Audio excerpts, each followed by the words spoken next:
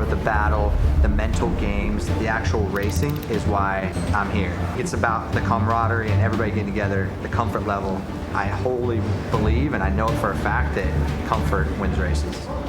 A lot of blood, sweat, and tears literally have gone into this program from our team, from our people, to make it the absolute best that it can be. Mustang is an icon for us. It's a very important product, so we care about its reputation and what it does on the road and what it does on the racetracks.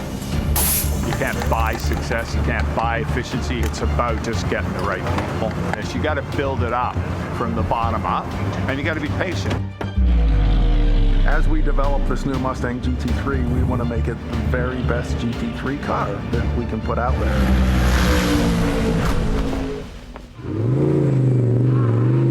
It's mid-December 2023 and day one of the IMSA 2024 preseason test. This is the first time the Mustang GT3 is on track alongside some of its competitors and other IMSA racers that will be challenging it in the 2024 endurance racing season. We got to do it right, we got to be reliable, we got to run the pace, and by the way, we've got a shadow of BOP over the whole program. Came in here with a new set of bodywork, and that's proven to be robust, finally. This Daytona, so you're going to be low drag, but you need enough downforce to be able to have the tires last. So that's always tricky. So if you go really trim the thing out to go really fast down the straight, you're really suffering at the end of the stint because you got no rear tire.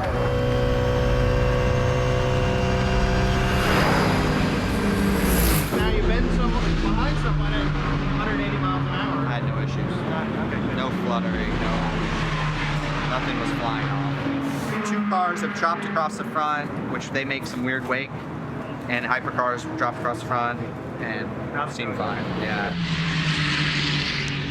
Balance in the car is like a really fast and straight way, it feels like. A lot of times you feel aero pinned, like it feels like center pressure's forward, and then it also feels like your mechanical balance is forward. So it's just on edge.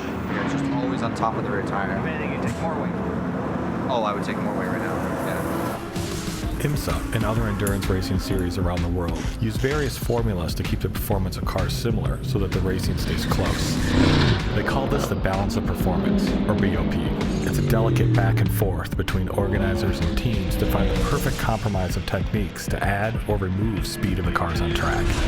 So IMSA set up a process for this week to set a test plan to kind of capture good data points on each car, to see where the true pace is, compare them to the other cars, and then make a step change from Friday to Saturday, kind of get the cars more even and then give everyone a fair chance come January. This can mean adding ballast weight or reducing the restrictor size and therefore the power of the engine to make the car slower, or removing weight from the car to make it faster. Before the team even arrives at Daytona for the BOP test, hours of simulation and simulator work have gone into determining mass and power sensitivities to lap time and top speed, to better prepare for the adjustments that will happen at the test. You can't take 12 different kinds of road cars and write a prescriptive set of rules to control them, because they've all come from some place other than racing. You write a prescriptive set of rules, and then you get them all to go around here like they're going, and then you go, that one's faster than that one. Wait on that, power off that. We had a very long meeting. You get all the OEMs together in a room with IMSA, and there's obviously a lot of discussions around not only your own car's performance, but everyone else's performance as well, and very heated discussions around what was needed to get the cars even and balanced. Yeah, cars look good. Cars are working good. Alex and I will go talk with them at 5, and we're going to propose what we want as a gauge to get to the target. Yeah. As part of the BOP process, changes that were made to the car on day 2 pushed the Mustang GT3s further down the timing sheet. But these BOP adjustments are not final. IMSA will make their decision on BOP adjustments for all cars shortly before the first race at Daytona.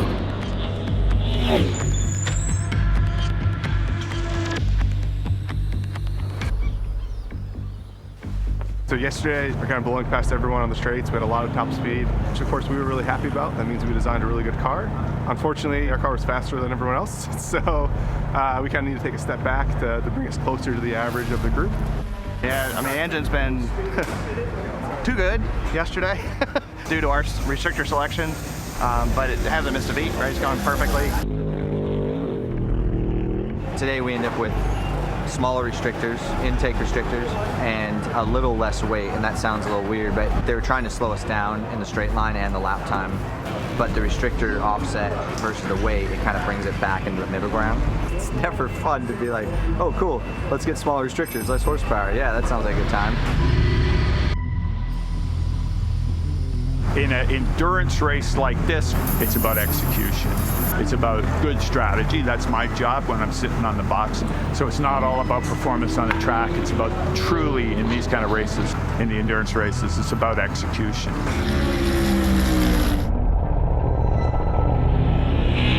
There's a lot of work to do still. They will go completely down to bare frame and completely rebuilt to bring it back for the Roar.